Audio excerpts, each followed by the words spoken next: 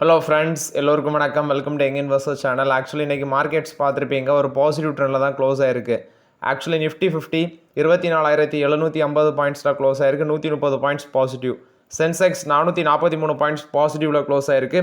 81,442 பாயிண்ட்ஸில் க்ளோஸ் ஆயிருக்கு. Nifty bank 55,760 பாயிண்ட்ஸில் க்ளோஸ் ஆயிருக்கு. 84 points positive. Nifty IT 169 points positive. 37,107 பாயிண்ட்ஸில் க்ளோஸ் ஆயிருக்கு. எஃப்ஐஎஸ் டிஎஸ் டேட்டா எடுத்து பார்த்தீங்கன்னா, எஃப்ஐஎஸ் வந்து மார்க்கெட்டில் 208 கோடிக்கு நெட் செல்லாக சார்ந்திருக்காங்க. ஆக்சுவலி அவங்க பை பண்ண வேல்யூ வந்து 17,878 கோடி, செல் பண்ண வேல்யூ 18,087 கோடி. ஸோ 208 கோடிக்கு நெட் செல்லாக சார்ந்திருக்காங்க. டிஏஎஸ் வந்து பை வேல்யூ 13,190 கோடி, செல் வேல்யூ 10,808 கோடி. ஸோ அவங்க 2,382 கோடிக்கு நெட் பையஸாக இருந்திருக்காங்க. ஸோ இது last market FIs DIIs data. Hindustan zinc பார்த்தீங்கன்னா இன்றைக்கி 6% வரைக்கும் பாசிட்டிவ் ட்ரெண்டில் இருந்துச்சு. மார்க்கெட்டில் கிட்டத்தட்ட 6% பாசிட்டிவ் போச்சு. கடைசியில் 5% சம்திங்கில் பாசிட்டிவில் க்ளோஸ் ஆயிருக்கு. ஹிந்துஸ்தான் ஜிங்கில் இன்னொரு அப்டேட்னா, சில்வர் வந்து fresh all time high touch பண்ணியிருக்கு. பெர் கேஜி 1.04 லேக் அந்த ரேஞ்சுக்கு வந்துடுச்சு. ஸோ இது வந்து Jio political tension, Russia Ukraine வார். ஸோ இந்த பேசிஸில் வந்து பார்த்தீங்கன்னா சில்வரோட ப்ரைஸ் மேலே போனதுனால, ஒரு fresh all time high touch பண்ணதுனால ஹிந்துஸ்தான் ஜிங்க் வந்து இன்னைக்கு 496 அந்த ரேஞ்சில் ட்ரேட் ஆகிட்டு இருந்துச்சு. ஸோ ஓவரால் இது வந்து பார்த்தீங்கன்னா ஹிந்துஸ்தான் ஜிங்கை பொறுத்த வரைக்கும் அப்டேட்டு. நெக்ஸ்ட் பார்த்தீங்கன்னா பாரத் எலக்ட்ரானிக்ஸ் லிமிடெட். இந்த ஸ்டாக் வந்து நான் எக்ஸிட் பண்ணிட்டேன். 394 இருக்குது. பட் ஆக்சுவலி இன்றைக்கும் பார்த்தீங்கன்னா ஒரு ஃப்ரெஷ் 58 டச் பண்ணியிருக்குது. இவங்களுக்கு மேஸ்தகான் டாக் ஷிப்பில்டர்ஸ்ட் வந்து 2,323 கோடி ஒர்த் ஆஃப் கான்ட்ராக்ட் கிடச்சிருக்கு. அந்த கான்ட்ராக்டில் இந்த ஸ்டாக் வந்து பார்த்தீங்கன்னா இன்றைக்கி ஒரு ஃப்ரெஷ் ஆல் டைம் ஹை 394 ரூபா போச்சு. கடைசியில் 394.70 ருபீஸ் வரைக்கும் போச்சு. கடைசியில் 394.10 பைசே அந்த ரேஞ்சில் க்ளோஸ் ஆயிருக்கு. இது வந்து பார்த்தீங்கன்னா பாரத் எலக்ட்ரானிக்ஸ் லிமிடெட் கொடுத்த அப்டேட்டு. இவங்களுக்கு மேஸ்தகான் டாக் ஷிப்பில்டர்ஸ் ரெண்டு நாளுக்கு முன்னாடி தான் ஒரு 500 கோடி ஆர்டர் சம்திங் கிடச்சிருந்துச்சு. இப்போ 2,323 கோடி ஆர்டர் வந்து மேஸ்தகான் டாக் ஷிப்பில்டர்ஸ்ட் வந்து கிடச்சிருக்குது. நெக்ஸ்ட் பார்த்தீங்கன்னா ஃப்ளிப்கார்ட்டுக்கு வந்து என்பிஎஃப்சி லைசன்ஸ் கொடுத்துருக்காங்க ஆர்பிஐ மணி வந்து லெண்ட் பண்ணுறதுக்கு. பட் டெபாசிட் அக்செப்டட் கிடையாது. அதாவது ஃப்ளிப்கார்ட் ஃபினான்ஸ் பிரைவேட் லிமிடெட் அப்படிங்கிற ஒரு கம்பெனி, அவங்களோட சப்சிடரி கம்பெனி, அதுக்கு என்பிஎஃப்சி லைசன்ஸ் கொடுத்துருக்காங்க. டெபாசிட் அக்செப்ட் கிடையாது. லெண்ட் பண்ணுறதுக்கு மட்டும்தான் பார்த்தீங்கன்னா ஆர்பிஐ லைசன்ஸ் கொடுத்துருக்காங்க. ஸோ இது வந்து ஃப்ளிப்கார்ட்டோட சப்சிடரி கொடுத்த அப்டேட்டு. நெக்ஸ்ட்டு பார்த்தீங்கன்னா Adani group, Tata group, Tata power, Torrent power, இது மாதிரி ஒரு 5 கம்பெனிஸ் வந்து பார்த்தீங்கன்னா யூபியில் ஒரு டிஸ்காமை கிட்டத்தட்ட 51% ஸ்டேக் வந்து அக்யூசியேஷன் பண்ணுறதுக்கு போட்டியில் இருக்கிறாங்க. புறவஞ்சல் விட்யூட் விட்ரம் நிகம் லிமிடெட், இதில் வந்து பார்த்தீங்கன்னா 51% ஸ்டேக். அடுத்தது வந்து தாக்ஷினாஷல் விதம் விட்ரம் நிகம் லிமிடெட். இந்த கம்பெனிஸில் வந்து 51% ஸ்டேக் அக்யூசியேஷன் பண்ணுறதுக்கு இந்த கம்பெனிஸ் எல்லாமே ரேஸில் இருக்காங்க. இது வந்து யூபி பேஸ் பண்ண ஒரு அவங்களோட பவர் செக்டார் கம்பெனி தான். அதில் 51% ஸ்டேக் அக்யூசியேஷன் பண்ணுறதுக்கு டாடா பவர், அதானி குழுமம், டாரன் பவர் இவங்கெல்லாம் போட்டியில் இருக்கிறாங்க. பஜாஜ் ஃபின்ஸோட ப்ரொமோட்டர் வந்து 4,750 கோடி பிளாக் டீலில் பார்த்தீங்கன்னா ஆஃப்லோட் பண்ணியிருக்காங்க. கிட்டத்தட்ட 1.6% ஆஃப் த ஸ்டேக்கு, அதோட வேல்யூ 4,750 கோடி பிளாக் டீல் பண்ணியிருக்காங்க. இது வந்து பஜாஜ் ஃபின்ஸோட ப்ரொமோட்டர் என்டிட்டி தான் பார்த்தீங்கன்னா இதை பண்ணியிருக்கிறாங்க. ஜேஎஸ்டபிள்யூ எனர்ஜி வந்து ரினோபிள் எனர்ஜி கெப்பாசிட்டி வந்து 250 மெகாவாட் விண்ட் டீல் வந்து அதானி குழுமத்து கூட போட்டிருக்காங்க. ஸோ கிட்டத்தட்ட ரினோபிள் எனர்ஜி சம்மந்தமாட்டு தான் கிட்டத்தட்ட 250 விண்ட் டீல் பார்த்தீங்கன்னா அதானி குழுமத்து கூட போட்டிருக்காங்க. இது வந்து அவங்களோட ரினோபிள் கெப்பாசிட்டி எக்ஸ்பேண்ட் பண்ணுறதுக்கு. இப்போ அவங்களோட இன்ஸ்டால் கெப்பாசிட்டி 12,499 மெகாவாட்டாக இருக்குது. ஸோ ரினோபிள் கெப்பாசிட்டி 3,482 மெகாவாட்டு விண்டில் வச்சுருக்காங்க. 1,968 மெகாவாட் சோலாரில் வச்சுருக்காங்க. 1,391 மெகாவாட் ஹைட்ரோ எனர்ஜியில் வச்சுருக்காங்க. ஸோ ரினோபிள் இதிலே பார்த்தீங்கன்னா இவங்களுக்கு 55% இவங்களோட டோட்டல் கெப்பாசிட்டியில் ரினோபிள்ஸில் இருக்குது. ரிமைனிங் ஹைட்ரோ விண்ட் அதிலலாம் வச்சுருக்காங்க.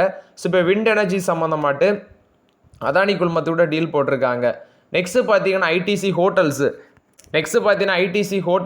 ஆக்சுவலி இந்த ஸ்டாக் வந்து லோலேருந்து 30% வரைக்கும் ரேலியாக இருக்குது. 213 ரூபா வரைக்கும் வந்திருக்கு. இன்றைக்கி 213 ரூபாவில் க்ளோஸ் ஆகிருக்கு.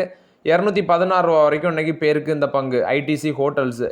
ஆக்சுவலி ஐடிசி ஹோட்டல்ஸ் வந்து பார்த்தீங்கன்னா நம்ம வந்து அந்த டிமர்ஜர்லேருந்து நமக்கு கிடச்சி, அதுக்கப்புறம் நான் வந்து ஐடிசி ஹோட்டல்ஸ் வாங்கவே இல்லை.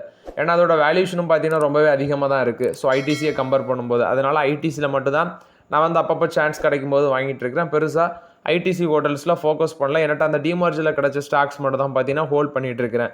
பட் லோலேருந்து 30% வரைக்கும் ரிட்டர்ன்ஸ் கொடுத்துருக்குறாங்க. பட் இப்போ இருக்க வேல்யூஷனில் அதை தொட வேண்டாங்கிறது என்னோட ஒப்பீனியன். பட் இருக்குன்னா வச்சுக்கோங்க, இதான் என்னோட ஒப்பீனியன். ஏன்னா ஹோட்டல் ஸ்டாக்ஸ் எல்லாமே ரொம்பவே வேல்யூஷன் ரொம்பவே அதிகமாக தான் இருக்குது. எந்த ஸ்டாக்ஸ்லையுமே பார்த்தீங்கன்னா இப்போ இருக்கிற ட்ரெண்டில் ஆப்பர்ச்சுனிட்டி இல்லை. நெக்ஸ்ட் இந்த Cochin shipyard, Mazagon shipbuilders, Garden Reach builders இந்த மாதிரி ஷிப் பில்டிங் கம்பெனிஸ் எல்லாமே இன்றைக்கி ஒரு பாசிட்டிவ் ட்ரெண்டில் இருந்துச்சு.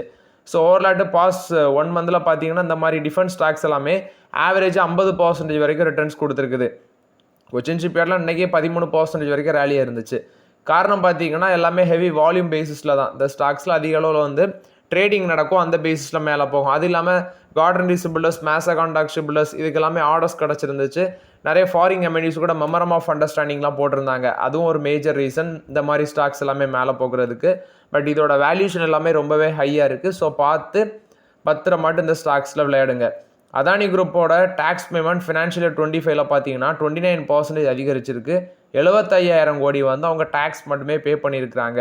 இது வந்து டைரக்ட் இன்டைரக்ட் எம்ப்ளாயி கான்ட்ரிபியூட்டர்ஸ் எல்லாமே சேர்த்து 75,000 கோடி அப்படின்னு சொல்லி அப்டேட் கொடுத்துருக்காங்க. கிட்டத்தட்ட 29% இன்க்ரைஸ் ஆயிருக்கு. அப்ராக்சிமேட்டாக சொல்லணும்னா 74,945 crores, 24ல் 58,104 crores பே பண்ணியிருந்தாங்க. ஸோ அதை காட்டிலும் 29% இன்க்ரீஸ் ஆயிருக்கு.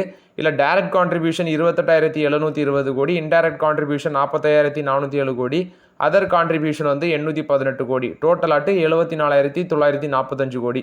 இந்த அதானி குழுமம் கொடுத்த update. Central bank of India வந்து பார்த்தீங்கன்னா 25% ஆஃப் த ஸ்டேக் வந்து ஃபியூச்சர் ஜென்ரலி இந்தியா இன்சூரன்ஸில் 451 கோடிக்கு அக்யூசியேஷன் பண்ணியிருக்காங்க. கிட்டத்தட்ட 24.91% ஆஃப் த ஸ்டேக் வந்து சென்ட்ரல் பேங்க் ஆஃப் இந்தியா அந்த ஃபியூச்சர் ஜெனரல் இந்தியா இன்சூரன்ஸ் கம்பெனியில் அக்யூசியேஷன் பண்ணியிருக்கிறதாட்ட அப்டேட் கொடுத்துருக்காங்க. ஸோ ஆக்சுவலி இப்போ வந்து பார்த்தீங்கன்னா RBI இன்சூரன்ஸ் ரெகுலேட்டரி அவங்க எல்லாமே அப்ரூவலும் கொடுக்கணும், அது வந்து கொடுக்கவும் செஞ்சுருக்கிறாங்க. இது சென்ட்ரல் பேங்க் ஆஃப் இந்தியா கொடுத்த update. Hero, Bajaj auto actually இவங்க வந்து பார்த்தீங்கன்னா எலக்ட்ரிக் 2 வீலர்ஸில் புதுசாட்டு நிறைய லான்ச் பண்ண போகிறதாட்ட அப்டேட் கொடுத்துருக்காங்க. ஸோ ஆக்சுவலி இப்போ என்ன சொல்கிறாங்கன்னா 1 lakhsக்கு கீழே, அதாவது ப்ரைஸை 1 லட்சத்துக்கு கீழே வச்சு பார்த்தீங்கன்னா நியூ லான்ச்சஸ் இருக்கும் அப்படின்னு சொல்லி மென்ஷன் பண்ணியிருக்காங்க. 10 எலக்ட்ரிக் 2 வீலர்ஸ் டொமஸ்டிக் மார்க்கெட்டில் விற்குதுன்னா அதில் 6 வண்டி பார்த்தீங்கன்னா ஹீரோவோடதும் பஜாஜ் ஆட்டோவோட தான் இருக்குது அப்படின்னு சொல்லியிருக்காங்க. ஸோ 1 லட்சத்துக்கு கீழே ப்ரைஸ் வச்சு பார்த்தீங்கன்னா வண்டிகள் லான்ச் பண்ண போகிறதாட்ட அப்டேட் கொடுத்துருக்காங்க Bajaj auto and Hero motor corp.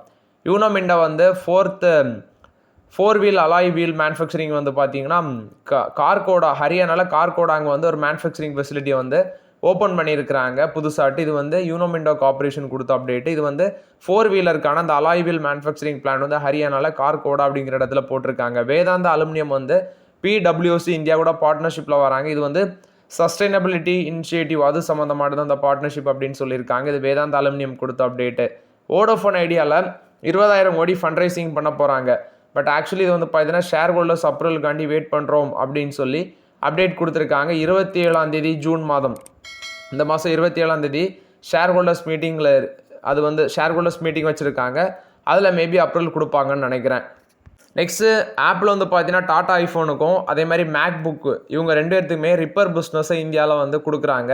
இது வந்து பார்த்தீங்கன்னா அவங்களோட பார்ட்னர்ஷிப்பை எக்ஸ்பேண்ட் பண்ணுவோம் இன்னும் அப்படின்னு சொல்லி அப்டேட் கொடுத்துருக்காங்க. ஏன்னா மேக் புக்கோட டிவைஸ் அதே மாதிரி வந்து பார்த்தீங்கன்னா இந்த டாட்டாவோட ஐஃபோன் பிஸ்னஸ் ஃபாஸ்ட்டாக எக்ஸ்பேண்ட் ஆகிட்டு இருக்கு. ஸோ இப்போது சப்ளை செயினை எக்ஸ்பேண்ட் பண்ணுறதுக்கு வேண்டி இவங்க என்ன சொல்கிறாங்கன்னா இந்தியாவில் ரிப்பேர் பிஸ்னஸை நாங்கள் தாரோம் அப்படின்னு சொல்லி ஆப்பிள் தரப்பில் வந்து டாடா ஐஃபோனுக்கும் மேக் புக்குக்கும் அப்டேட் கொடுக்குறாங்க. பராஜ் இண்டஸ்ட்ரீஸ் வந்து எம்சியூரர் SA அவங்களோட பார்ட்னர்ஷிப்பில் வராங்க. பாராக்யூ பயோ ரிஃபைனரி சம்மந்தமாட்டு தான் அந்த பார்ட்னர்ஷிப் அப்படின்னு சொல்லியிருக்கிறாங்க. இது வந்து பார்த்தீங்கன்னா பராஜ் இண்டஸ்ட்ரீஸ் கொடுத்த அப்டேட்டு. அசோக் பில்ட்கான் வந்து 1387 கோடி ஆர்டர் கிடச்சிருக்கு. இது டிராஃபிக் மேனேஜ்மெண்ட் ப்ராஜெக்ட் அப்படின்னு சொல்லியிருக்கிறாங்க. இது அசோகா பில்ட்கான் கொடுத்த அப்டேட்டு. நெக்ஸ்ட்டு பார்த்தீங்கன்னா US கோர்ட் வந்து இந்த லூப்பின் சைடஸ் லைசன்ஸுக்கான அந்த மைர்பெட்ரிக் பேட்டன் கேஸுக்கான அந்த ஆர்கியூமெண்ட் வந்து பார்த்தீங்கன்னா எக்ஸ்பேண்ட் பண்ணுறதுக்கு அலோவ் பண்ணியிருக்காங்க. பட் ட்ரையலை வந்து டிலே பண்ணுறதுக்கு கோர்ட் வந்து பார்த்தீங்கன்னா அலோவ் பண்ணலை. இது வந்து US கோர்ட் தான் அந்த பர்மிஷனை கொடுத்துருக்காங்க. ஸோ அதுவும் இன்றைக்கி ஒரு முக்கிய ரீசனாக இருக்குது இந்த ஸ்டாக் மேலே போகிறதுக்கு. இந்த கேஸ் ஆராய்ச்சி பார்க்கும்போது ஏப்ரல் 2025 ஆக்சுவலி கேஸ் இருக்கும்போதே லிட்டிகேஷன் ஆன்கோயிங்கில் இருக்கும்போதே இந்த மைபெட்ரிக் அதோட ஜெனரிக் வெர்ஷனை வந்து பார்த்தீங்கன்னா லூப்பினோ சைடஸ் லைசன்ஸும் லான்ச் பண்ணியிருக்காங்க. ஸோ US கோர்ட் வந்து பார்த்தீங்கன்னா அஸ்டலஸ் ஃபார்மா குளோபல் டெவலப்மெண்ட் அவங்களுக்கு ஃபேவராட்டு தீர்ப்பு கொடுத்துருக்காங்க. ஆக்சுவலி சைடஸும் லூப்பினோ வந்து இந்த ஜெனரிக் வெர்ஷனை செல் பண்ணக்கூடாது அப்படின்னு சொல்லியிருக்காங்க. இது எதுக்கு ட்ரீட்மெண்ட்டுக்கு யூஸ் பண்ணுறதுனா ஓவர் ஆக்டிவ் பிளாடர், அதுக்கு அந்த இந்த ட்ரக் வந்து அதுக்கு யூஸ் பண்ணுறது, ஓவர் ஆக்டிவ் பிளாடருக்கு ட்ரீட்மெண்ட் பண்ணுறதுன்னு சொல்லியிருக்கிறாங்க. ஸோ இந்த பேசிஸில் இப்போ US கோர்ட் இந்த கேஸ் வந்து US கோர்ட்டில் போயிட்டுருக்குது. ஸோ அவங்க என்ன சொல்லியிருக்காங்கன்னா அவங்களோட ஆர்கியூமெண்ட்டை வந்து வைங்க, அதாவது இந்த மிராபெக்ரான் அப்படின்னும் சொல்கிறாங்க. அதோட நேம் வந்து மிராபெக்ரான் சொல்கிறாங்க, ஜெனரிக் ஈக்குவலண்ட் ஆஃப் மைர்பெட்ரிக்கு. ஸோ நான் சொன்ன மாதிரி ஓவர் ஆக்டிவ் பிளாடருக்கு ட்ரீட் பண்ணுறது. இப்போ வந்து ஆர்கியூமெண்ட்டை எக்ஸ்பாண்ட் பண்ணுறது, 2 கம்பெனியுமே ஆர்கியூமெண்ட்டை வைங்கன்னு சொல்லிட்டாங்க. பட் கேஸு இந்த ட்ரையலை வந்து டிலே பண்ண முடியாது அப்படின்னு சொல்லி யுஎஸ் கோர்ட் சொல்லியிருக்காங்க. இதோட ஜெனரிக், இந்த மையர்பெட்ரிக்கோட ஜெனரிக் வந்து மார்ச் 2030 வந்து எக்ஸ்பயர் ஆகுது. ஸோ அடுத்த அப்டேட் என்ன வருது அப்படின்னு சொல்லி வெயிட் பண்ணி பார்க்கலாம்.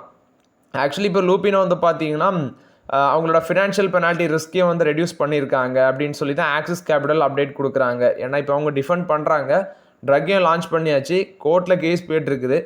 அடுத்த அப்டேட் என்ன வருதுன்னு நான் உங்களுக்கு அப்டேட் பண்ணுறேன். இது ஜைடஸ் லூபினோ பொறுத்த வரைக்கும் அப்டேட்டு. ஹியூண்டாய் வந்து வெர்னா எக்ஸ் ப்ளஸ் அப்படிங்கிற ஒரு காரை வந்து லான்ச் பண்ணியிருக்காங்க. இது 7 சீட்டர் வேரியண்ட்டில் பார்த்தீங்கன்னா வந்திருக்குது. கிட்டத்தட்ட அந்த ஹியூண்டாய் அல்கசார் அந்த பிராண்டில் தான் கொண்டு வந்திருக்கிற மாதிரி இருக்குது. ஹியூண்டாய் வெர்னா எக்ஸ் ப்ளஸ் அப்படிங்கிற ரேஞ்சில் கொண்டு வந்திருக்காங்க. 13.79 lakhsங்கிறது இதோட எக்ஸ்ஷோரூம் ப்ரைஸாக இருக்குது. இது வந்து பார்த்தீங்கன்னா மிட் சைஸ் சிடன் செக்மெண்ட்டில் கொண்டு வந்திருக்காங்க. இது ஹியூண்டாய் மோட்டர்ஸ் கொடுத்த update. So okay friends, actually இந்த வீடியோவில் சில இம்பார்ட்டன்ட் அப்டேட்ஸ் எல்லாமே டிஸ்கஸ் பண்ணோம். அந்த வீடியோ உங்களுக்கு பயனுள்ளதாக இருந்துச்சுன்னா லைக் பண்ணுங்கள், சப்ஸ்கிரைப் பண்ணுங்கள், கமெண்ட் பண்ணுங்கள். Okay friends, thank you.